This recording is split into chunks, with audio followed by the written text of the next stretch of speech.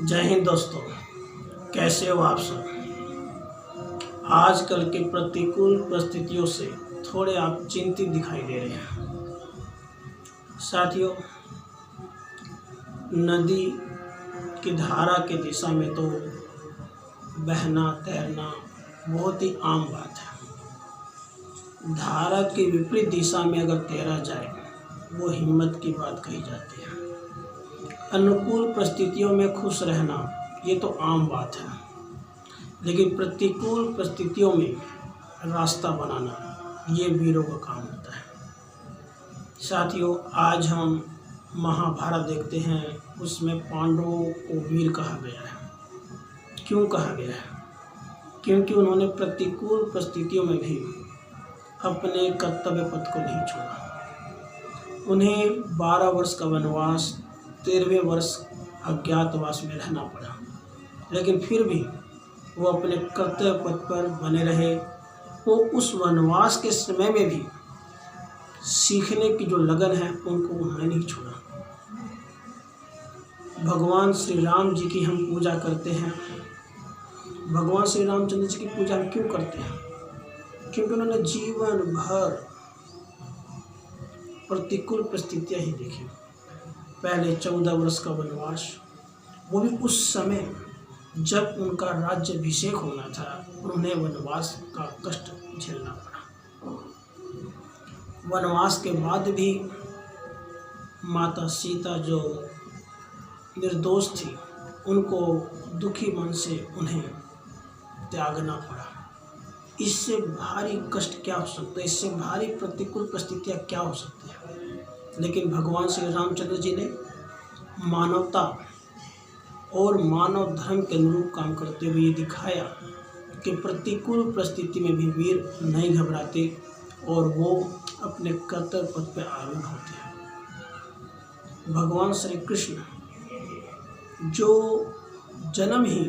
जिनका जन्म ही कारावास में हुआ और जन्म से लेकर अपने पूरे जीवन भर वो राक्षसों से लड़ते रहे, राक्षसों का नाश करते रहे।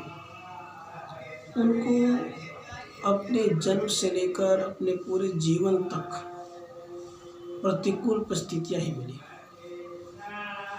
साथियों, वही इंसान महान बनता है जो प्रतिकूल परिस्थितियों को भी अपने अनुकूल बना दे। As we think as we get. हम जैसा सोचेंगे हमें वैसा ही मिलेगा।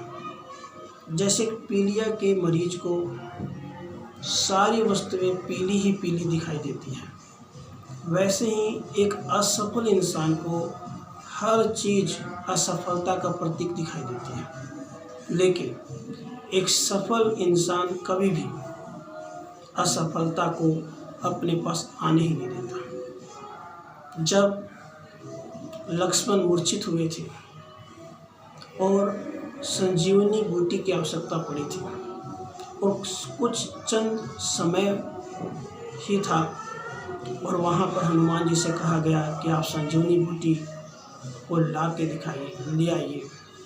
वह हनुमान जी ने कहा था कि मेरे शब्दकोश में असंभव जैसे शब्द नहीं है। मेरे पास चाहे कितना ही समय क्यों ना हो, लेकिन मैं इस काम को अवश्य ही कर सकूँगा, और उन्हें करके भी दिखाया। इन सभी बातों से निश्चित होता है कि हमें किसी भी समय अपने आप को नेगेटिव नहीं बनाना चाहिए, नकारात्मक सोच नहीं रखनी चाहिए। एक सकारात्मक सोच के साथ, एक पॉजिटिव एटीट्यूड के साथ, पूरे उत्साह के साथ, पूरे जोश के साथ कदम से कदम बढ़ाना चाहिए। साथियों, हमेशा विचार इस प्रकार से होना चाहिए कि I am the best I can do. जब मैं बेस्ट कहता हूँ तो उस बेस्ट का मतलब केवल ग्रुप में, क्लास में या किसी पर्टिकुलर एरिया में बेस्ट होना होता है, लेकिन जब दी बेस्ट कहा जाता है तो उसका मतलब होता है यूनिवर्स में सबसे बेस्ट है। अपने आप को इसी संकल्प के साथ रखिए कि मैं सबसे बेस्ट हूँ। I can do. इस दुनिया में ऐसा कुछ भी नहीं है जो असंभव है। जैसा कि मैंने बताया, हनुमान जी ने ये साबित करके दिखाया था कि कैसा भी परिस्थिति क्यों न हो, हम हर काम को कर सकते हैं और वो कुछ ही समय के अंदर संजीवनी को लक्ष्मण जी के पास ले आए थे ताकि उनको बचाया जा सका। इसलिए साथियों, आप सबसे बेस्ट हैं, आप सब कर सकते हैं। अपने एटीट्यूड को बदलिए, जैसा होता है विचार, दिखता है वैसा ही संसार। अपने आप में मजबूत बनिए, अपने विचारों को मजबूत बनाइए। आपको आपका भविष्य चमकता सुनहरा दिखाई देगा। मुझे विश्वास है कि आप एक पॉजिटिव एटीट्यूड के साथ, पूरे जोश के साथ, पूरे जज्बे के साथ अपनी एनर्जी को संग्रहित करेंगे और इन प्रतिकूल परिस्थिति में भी आप अपने माइंड को क्रिएटिव बनाएंगे। इनोवेटिव आइडिया के साथ अपने जीवन को कैसे सुनहरा बनाना है, इस कर्तव्य पथ पर आगे बढ़ाएंगे। एक सकारात्मक सोच के साथ कि I am the best, I can do के नारे के साथ आप आगे बढ़ेंगे, हंसते रहेंगे, मुस्कुराते रहेंगे। फिर मिलेंगे सेम टाइम सेम जगह। जय हिंद।